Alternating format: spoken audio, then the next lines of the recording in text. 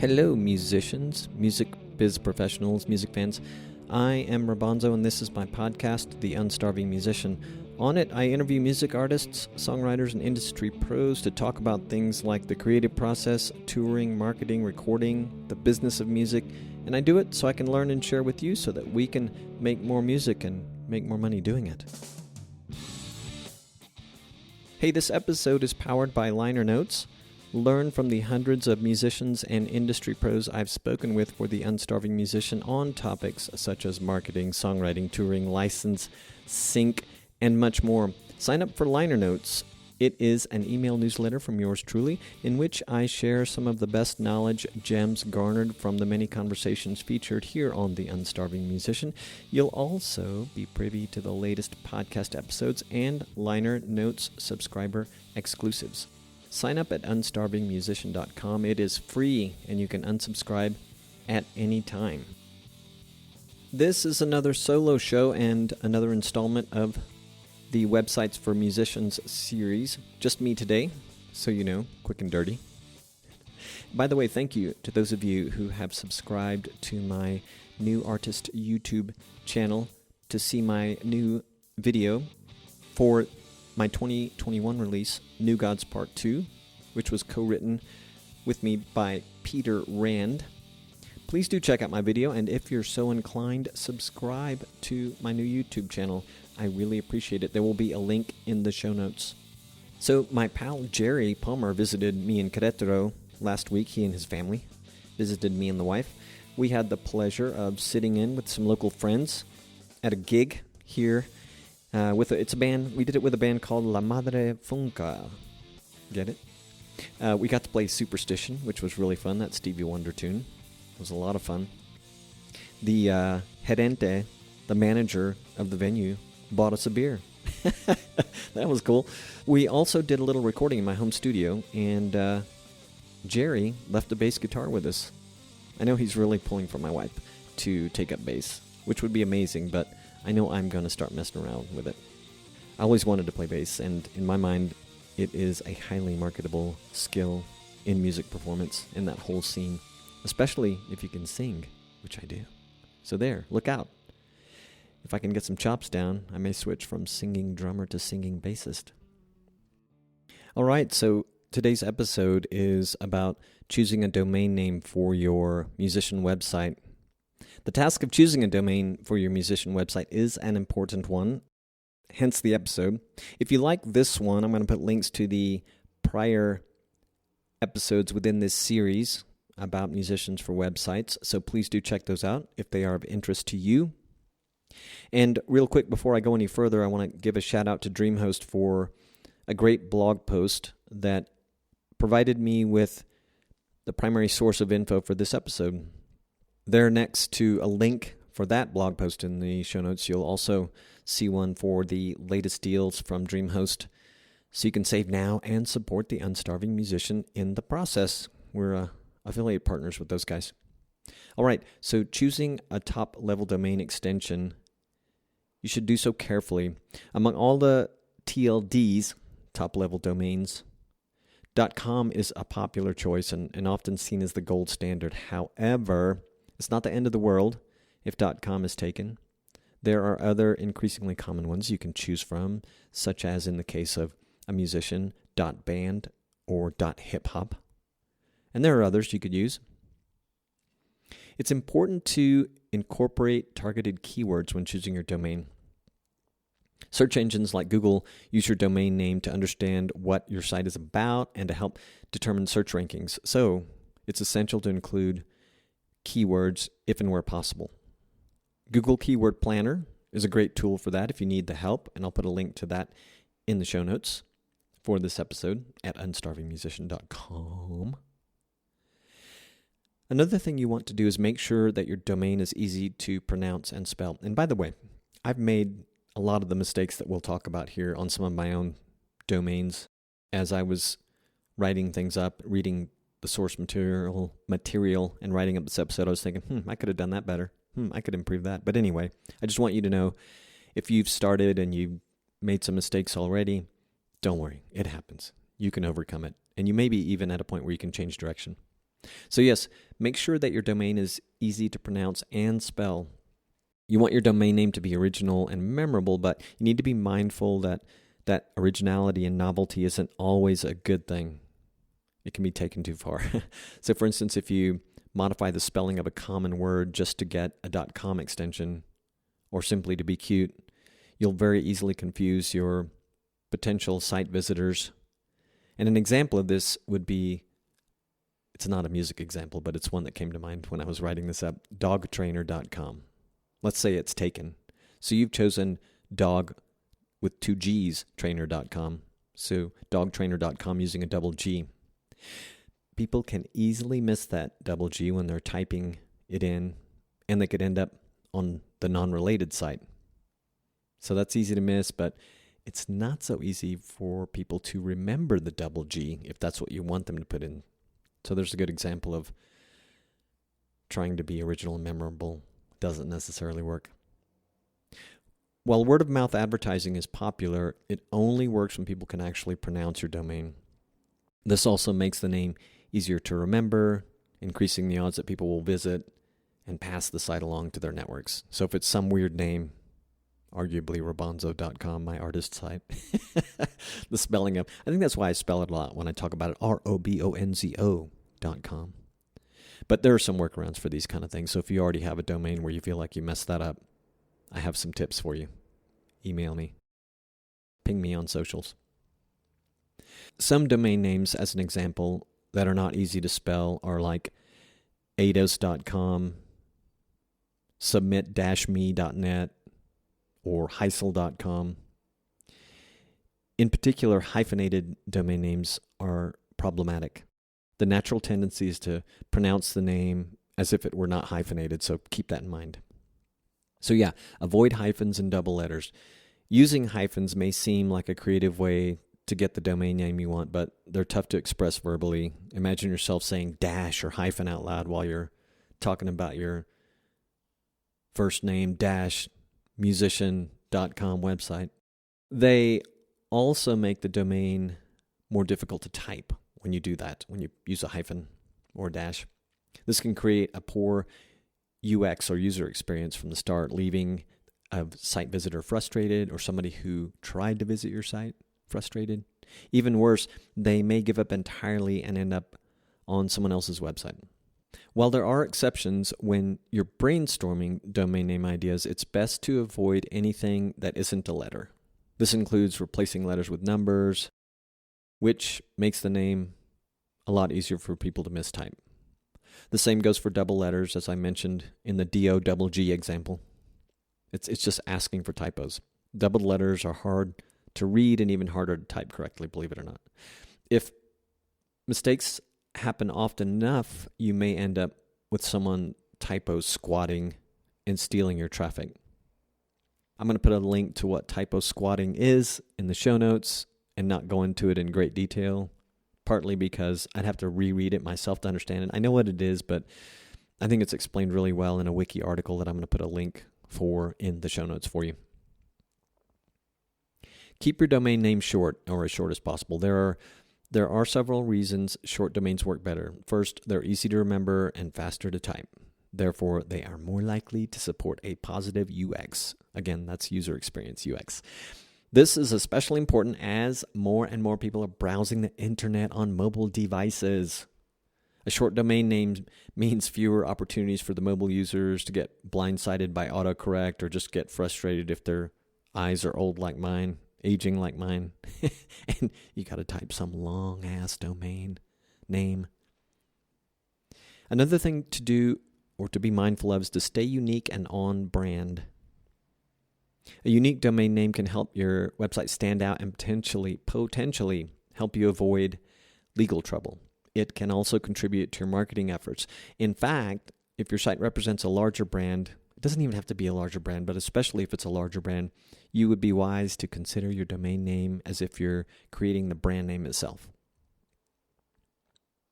Pick a domain name that is flexible. Your domain name is one area where you don't want to put yourself into a box.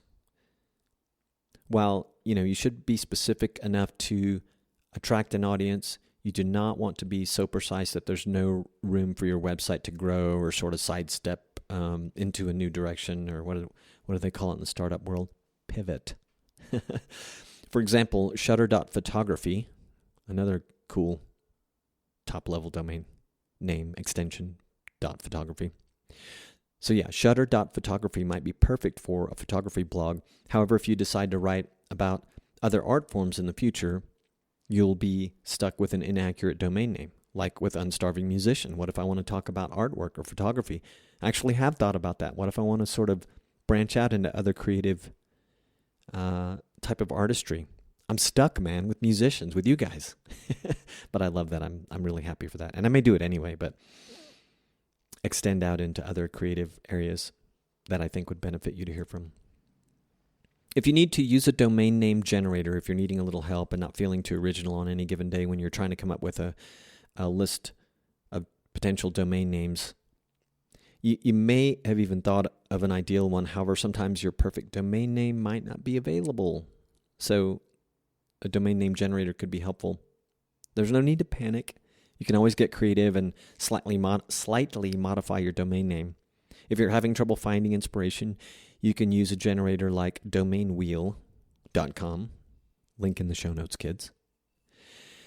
And then you also want to check the domain history. You might have your site set on a completely fresh domain name. However, there's a possibility that the domain you'd like to purchase has a previous owner and a little history that is not necessarily good for your site. It's best to investigate the domain's history because it could affect your site's search engine rankings. There are a few tools you can use to check on past owners, such as Wayback Machine, my favorite, and then Whoxy, WHOXY. I'll put links to both of those in the show notes as well. And this is useful information to know. For instance, you wouldn't want to buy a domain that was previously running an unethical business or something that's just completely unaligned with what you're trying to do with your musician website or whatever your website is, because that could hurt your reputation. And that's a point I never thought of when I created like unstarvingmusician.com and even urbanzo.com and morningtempo.com, another domain that I currently have.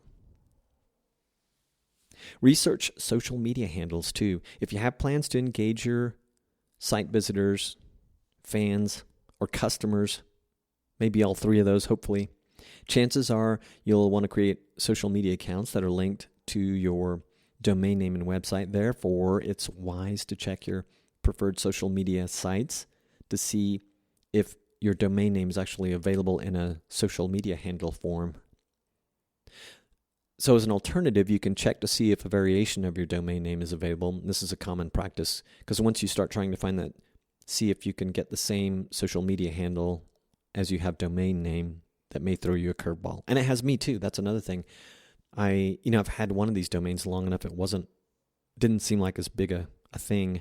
But anyway, it's something I wish I could redo. And, it's not that there's never a way to get that in alignment with what you originally or what you would have liked to have had, but it's much, much easier to do it from the start. If you're not planning to use too many different social media networks, you can easily do this manually. But if you want a bit of help, you can go to namechecker.com, and that has a funny spelling, so I'm going to put a link in the show notes. They left one of the E's off of checker. You can guess which one. That site is a great way to see all the available social media handles at a glance.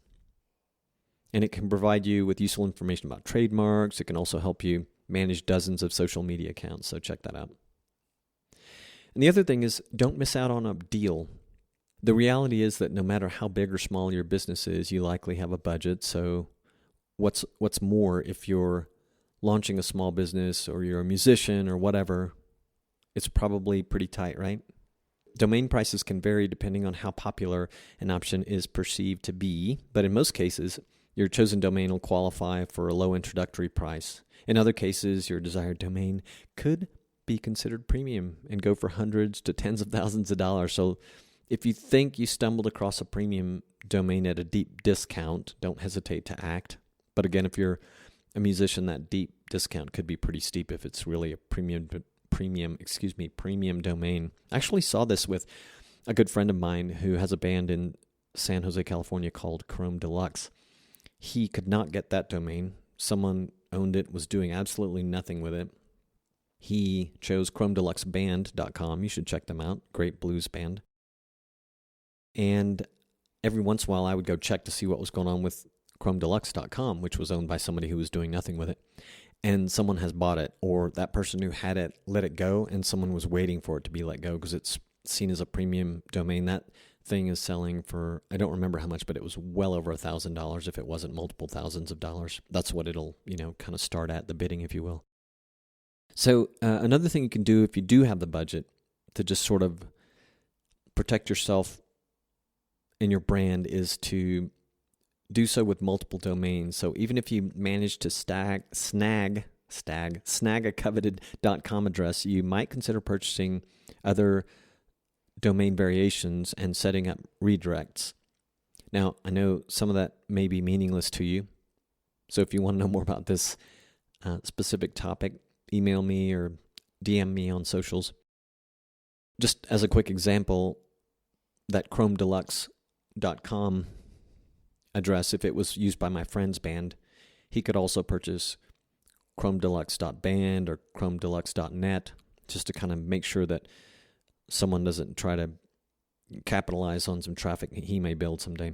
I don't know, for most of us musicians who are perhaps in an independent state, who aren't just getting all kinds of money thrown at us, you may not want to do this, but it's a little extra you could do for yourself if you're really into it, you have the funds to do it.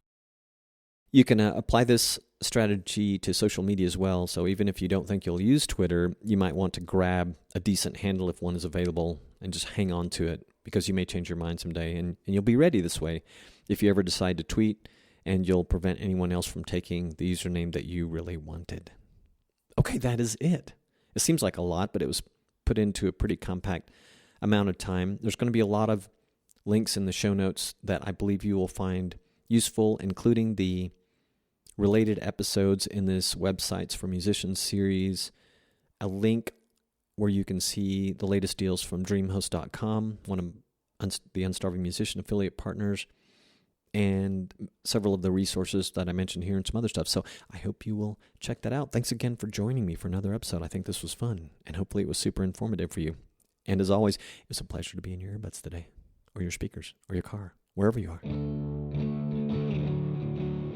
This episode was powered by Bandzoogle, the platform for musicians and bands to build a great website, manage direct-to-fan marketing and sales.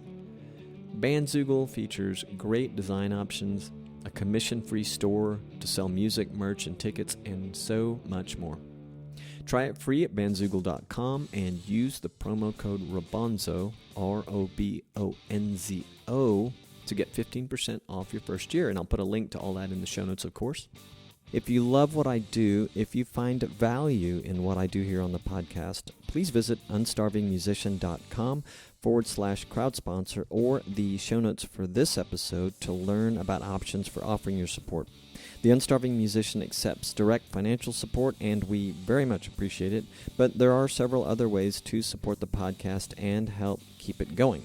Again, you can learn more about those options for supporting the Unstarving Musician podcast at unstarvingmusician.com/crowd sponsor.